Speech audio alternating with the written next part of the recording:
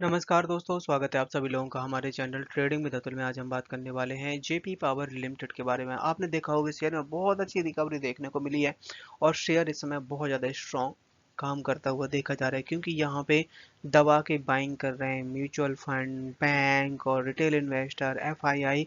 सो अभी 2 महीने पहले जब ये शेयर आपका 5 रुपए का था, इस समय 15 रुपए का भी हाई बनाया है और बार बार बाउंड्री को हिट करता है, बट 15 रुपए क्रॉस नहीं कर पा रहा था। एक न एक दिन ये बाउंड्री भी टूटने वाली है, क्योंकि जिस तरीके से मार्केट ऑल टाइम हाई के आसपास काम करता हुआ देखा जा रहा है।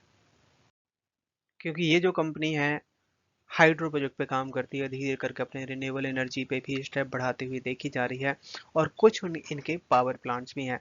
तो अभी रिसेंटली कुछ ऐसे अपडेट आ रहे थे कि यहाँ पे पावर प्लांट्स में धीरे करके गवर्नमेंट रिस्ट्रिक्शन लगाती हुई देखी जा रही है। वहाँ पे बताया गया था कि 40% आपको रिन्यूएबल एनर्जी जनरेट करनी पड़ेगी अगर आप कोई भी न्यू पावर प्लांट लगाते हैं। बट यहाँ पे अब ये जो गाइडलाइन जारी की गई थी गवर्नमेंट की तरफ से, उसको हटाते हुए काफ़ी ज़्यादा रिलीफ दिया गया है। तो चलिए गाइस, शुरू करते हैं हम अपना वीडियो। साथ ही अगर आप लोगों को हमारे वीडियो के माध्यम से थोड़ी सी भी हेल्प हो रही हो तो प्लीज़ आप हमारे चैनल को सब्सक्राइब जरूर करें। आज के दिन का मार्केट बहुत बढ़िया था। आप देख सकते हैं निफ्टी 50 में 270 पॉइंट्स की यहाँ पे तेजी बनती हुई देखी गई है और बैंक निफ्टी में 400 पॉइंट्स की आज के दिन बाजी मारी है। आपका निफ्टी आईटी ने करीबन 1600 पॉइंट्स की यहाँ पे तेजी बनी है, मतलब 5% तक की रैली बनती हुई देखी गई है। स्मॉल कैप के इंडेक्स में 250 पॉइंट्स की। सेंट्रल गवर्नमेंट की तरफ से एक बड़ी खबर आती हुई देखी जा रही है, वो भी आप देख सकते हैं न्यू पावर प्लांट्स के लिए, जो कि 610% फ्रॉम 40%। कुछ समय पहले गवर्नमेंट की तरफ से ये गाइडलाइन बनाई गई थी कि अगर कोई भी न्यू पावर प्लांट खोला जाता है तो वहाँ पे 40% की जो इलेक्ट्रिसिटी है वो रिन्यूएबल एनर्जी से ही की जाएगी। बट उसको घटा के यहाँ पे अब 6 से 10% कर दिया गया है, जिसमें गाइस यहाँ पे गवर्नमेंट का एक मिक्सर सा प्लान देखने को मिल रहा है कि हम रिन्यूएबल एनर्जी पे भी काफ़ी तेज़ी से बढ़ेंगे, साथ ही हम एक दूसरा भी स्टेप लेके चलेंगे। ऐसा ना हो कि हम रिन्यूएबल एनर्जी में ही सारा फोकस कर दें और ये कोयले से चलने वाला कारोबार खत्म हो जाए। शेयर को रिसेंटली यहाँ पे एएसएम लिस्ट में डाल दिया गया, मतलब स्टेज 1 में, कि यहाँ से ज़्यादा बड़ा मूव और ज़्यादा बड़ी गिरावट नहीं आएगी। आप देख सकते हैं कि करीबन 1.5% तक की डाउन साइड दिखाई दी है। डीआईएस ने अपना मामूली सा स्टेक यहाँ पे कम किया हुआ। आप देखिए कि जून के महीने में 22.22% तक का स्टेक था, जिसको घटा के 21.72% कर दिया है। यहाँ पे आईसीआईसीआई बैंक के पास सबसे ज़्यादा स्टेक है, करीबन 10% तक का स्टेक ये लोग होल्ड करते हैं। और इसके बाद फिर है सेंट्रल बैंक ऑफ इंडिया, जो कि 3.5% के आसपास। एलआईसी के पास करीबन 1.5% के आसपास। तो आप देख सकते हैं कि यहाँ पे सारी की सारी जो होल्डिंग है ज़्यादातर बैंकों के पास में है, एलआईसी के पास में है। तो इन लोगों ने दबा के बाइंग कर रखी है। बात की जाए यहाँ पे एफआईआई के बारे में, तो यहाँ पे आप देख सकते हैं कि एफआईआई ने करीबन अपनी जिनकी जो होल्डिंग थी 2.83% थी, जिसको बढ़ा के यहाँ पे 3.38% कर दी है। इसके अलावा यहाँ पे एफआईआई के जो नंबर्स हैं, इन्वेस्टमेंट के नंबर्स हैं, इंक्रीज हुए हैं 86 से बढ़ा के यहाँ पे वो 108 कर दिया गया है, जो कि है सितंबर मंथ में। सितंबर का जो क्वार्टर आया था अभी रिसेंटली, Q2 की जो अर्निंग आई थी उसमें यहाँ पे ये एफआईआई ने अपनी इन्वेस्टमेंट इंक्रीज करी हुई है। जेपी ग्रुप एक छोटा नहीं है। आप देख सकते हैं बहुत सारी कंपनी है इसके अंडर में जेपी के नाम से, जिसमें जेपी पावर की ही अगर हम बात करें तो यहाँ पे आप देख सकते हैं कि स्टेट बैंक ऑफ इंडिया के साथ में आप देख सकते हैं 1500 लाख मार्च 2023 और आउटस्टैंडिंग टू एक्सटेंडेड लोन है, जो कि यहाँ पे 70,333 लाख हो चुका है। अब ये जो लोन है, बहुत सारे जो सब्सिडी कंपनी है उनका है, ये सारा सारा लोन है। तो इसमें से काफ़ी हद तक लोन चुका दिया गया है, जिससे आपको कंपनी के जो रिजल्ट आए हैं वो थोड़े से निराशाजनक लग रहे हैं।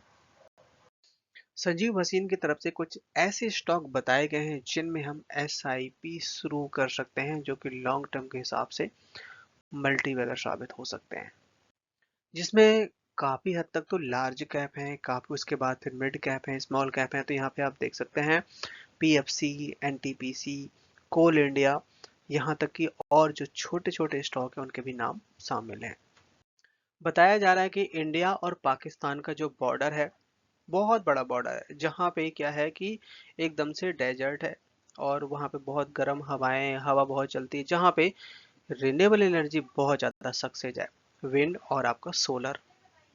सो यहाँ पे गवर्नमेंट की तरफ से बड़े प्रोजेक्ट की अनाउंस कर दी गई है पाकिस्तान और इंडिया बॉर्डर पे, जो कि डेजर्ट है, और इसको यहाँ पे 3 साल के अंदर कंप्लीट किया जाएगा।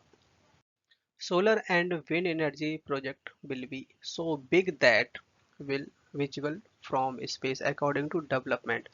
So यहाँ पे सोलर और विंड के लिए बहुत बड़ा स्कोप है, जहाँ पे भी खाली स्पेस है, और माना ये जा रहा है कि आने वाले टाइम में इसकी डिमांड और बढ़ती हुई जाएगी, क्योंकि हम केवल एक पे डिपेंडेंसी नहीं रह सकते कि जैसे स्टीम में और कोयले के कारोबार में हमें एक तरीके से सबको लेके चलना है, डिस्ट्रीब्यूट करके चलना है, कि अगर कहीं पे भी डिमांड अगर कम होती है तो हम दूसरे का सहारा ले सकते हैं। तो ये यहाँ पे जो भी कंपनियां रिन्यूएबल एनर्जी पे काम करते हैं उनके लिए बहुत बड़ी बेनिफिशियल न्यूज है। आज के दिन शेयर ने हाई बनाया 14.55 का, लो बनाया यहाँ पे 14.10 का, क्लोजिंग दिया 14.10 पे, 1.5% तक की डाउनसाइड दिखाई दी है। शेयर है जो कि 2 बार 15 रुपए को टच कर चुका है, तो यहाँ पे डबल टॉप बनता हुआ देखा जा रहा है, आप देख सकते हैं। अगर यहाँ से एक और रैली बनती है तो हो सकता है शेयर फिर 15 रुपए से 18 रुपए तक जाता हुआ देखा जा सकता है।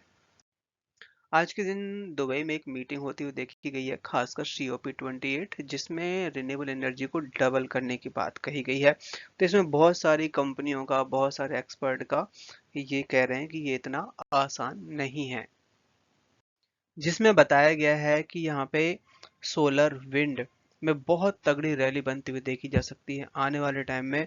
बट माना ये जा रहा है कि अपना जो टारगेट है 11,000 गीगावाट का टारगेट है फॉर 6 ईयर के लिए, मतलब कि more than higher than current projection. अभी रिसेंटली यहाँ पे 9,000 गीगा वॉट इस समय चल रहा है, तो आने वाले टाइम में मतलब कि 2030 तक हम 11,000 गीगावाट का टारगेट है, जिसमें सोलर विंड की कंपनी में बहुत ज़्यादा बेनिफिट हो सकता है। इस सारी रिपोर्ट में यहाँ पे इंटरनेशनल एनर्जी एजेंसी की तरफ से एक बहुत बड़ा खुलासा किया गया है कि करीबन $600 बिलियन का ग्लोबली लास्ट ईयर खर्चा किया गया था, और अब जो अपना टारगेट बढ़ाया गया है तो यहाँ पे और भी ज़्यादा लोन की रिक्वायरमेंट पड़ने वाली है। बट इसके पीछे एक प्रॉब्लम भी समझ में आ रही है। क्या है वो प्रॉब्लम? की जिस तरीके से विंड टरबाइन, मतलब कि विंड टरबाइन का प्रोडक्शन बहुत ज़्यादा स्लो है, क्योंकि लेबर की शॉर्टेज है, और जो विंड टरबाइन और सोलर में जो भी कंपोनेंट यूज होते हैं उनकी कॉस्ट भी बढ़ती हुई देखी जा रही है। तो ये एक सबसे बड़ा फैक्टर दिखाई दे रहा है। बताया जा रहा है कि यहाँ पे इंडिया चाइना, जो कि ये जो अपनी मीटिंग है COP28, जिसमें इंडिया चाइना सबसे बड़ा कंट्री है, और इनका एक अहम रोल हो सकता है। बट यहाँ पे इंडिया चाइना इस बात के लिए मानने को तैयार नहीं है, क्योंकि मेरा मानना यह है कि जो भी डेवलप्ड कंट्री हैं वो एक तरीके से गेम खेलती हुई दिखाई दे रही हैं। क्या है कि इंडिया एक डेवलप्ड कंट्री है, और जो कंट्री डेवलप हो चुकी है तो उनके लिए तो ग्रोथ इतना मायने नहीं रखती, क्योंकि उन्होंने सारी चीजें अचीव कर ली हैं। बट अब यहाँ पे जो मतलब कंट्री डेवलप कर रही हैं, ग्रोथ मोड पे हैं, तो उनको आप कह रहे हो कि आप इस यहाँ पे साइन करें जो COP28 है, और उसके बाद आप ये कोयले वाले जो बिजनेस है उनको बंद कर दें, या फिर कोई ऐसा बिजनेस नहीं करेंगे जिससे कार्बन ज़्यादा फैल सके। तो यहाँ पे इंडिया और चाइना खासकर एक बहुत बड़ा पार्ट है, मतलब वर्ल्ड में, तो जिसमें इनका अहम रोल हो सकता है। बट ये यहाँ पे एक तरीके से एग्रीमेंट होता हुआ नहीं दिखाई दे रहा। चाइना और इंडिया दोनों मिलके वर्ल्ड का जो टारगेट है वो अचीव करवा सकते हैं, क्योंकि मेजर रोल प्ले करते हैं, जिसमें चाइना सबसे ज़्यादा कार्बन प्रोड्यूस करता है और इंडिया थर्ड नंबर पे आता है। तो बोथ कंपनी कंट्री जो कि continue new power plant fuel with coal के साथ में करते हुए देखे जा रहे हैं, क्योंकि वो रीजन मैंने आपको बताया है कि जब कोई डेवलप नहीं है तो गाइस वो तो अपना ट्राई करेगा बढ़ने के लिए। बट यहाँ पे आने वाले टाइम ये बिल्कुल ठीक बात है कि रिन्यूएबल एनर्जी के लिए बहुत अच्छा रह सकता है। FII के नंबर्स के बारे में अगर बात की जाए तो इन्होंने, आप देखिए कि पिछले साल के नंबर से इस बार काफ़ी ज़्यादा स्टेक बढ़ा दिया, ऑलमोस्ट डबल कर दिया। 2.83% तक का स्टेक था एक साल पहले, जो कि बढ़ा के 4.7% कर दिया है।